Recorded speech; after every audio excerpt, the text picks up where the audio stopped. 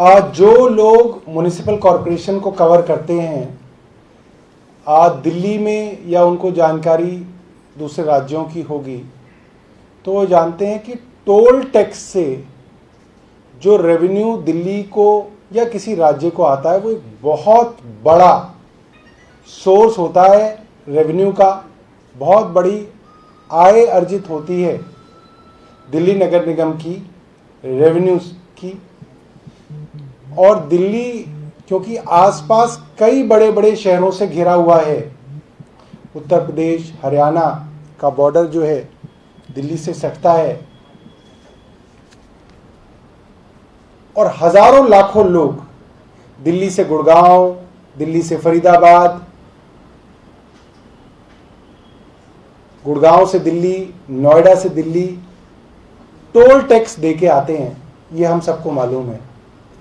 जितनी भी कमर्शियल गाड़ियां हैं, टैक्सी है, गुड्स व्हीकल्स हैं, ट्रक्स हैं, सब टोल टैक्स देते हैं। और हम आपको ये बताना चाह रहे हैं कि एमसीडी के दिवालिया होने के पीछे एक बड़ी साजिश और एक बड़ा षड्यंत्र ये है कि टोल टैक्स से जितना पैसा आना चाहिए था कई सालों से उतना पैसा नहीं आ रहा है। और ये पैसा सिर्फ एमसीडी के नेताओं तक नहीं बट रहा, बहुत ऊपर तक इस पैसे की बंदरबाट हो रही है। तो आदेश गुप्ता जी से हम एक ही सवाल कर रहे हैं आज, और 24 घंटे का उन्हें समय दे रहे हैं कि वो बताएं कि एमसीडी को कितना टोल टैक्स मिलना चाहिए सालाना, और पिछले कुछ सालों से कितना टोल टैक्स सालाना एमसीडी को मिल रहा है। खुद आदेश गुप्ता पार्षद हैं, वो जानते हैं कि एमसीडी के टोल टैक्स में कहां बेईमानी हो रही है और कितने करोड़ की बेईमानी हो रही है। तो ये सवाल हमारा आदेश गुप्ता जी के लिए है और उनको हम 24 घंटे का समय देते हैं। दूसरा, जो एमसीडी के टोल टैक्स में चोरी हो रही थी वो तो अलग है। एक बड़ी चोरी कल एमसीडी द्वारा की जा रही है। दिल्ली के अंदर सबको मालूम है कोरोना के चलते जो लॉकडाउन हुआ था 19 अप्रैल से 7 जून तक ये लॉकडाउन था। और यह भी मालूम है कि इस लॉकडाउन के समय पे सारे कमर्शियल व्हीकल चला करते थे। माल लेने के लिए, माल ढोने के लिए जितने भी दिल्ली के अंदर सामान आता था वो टोल टैक्स से बाकायदा आता था।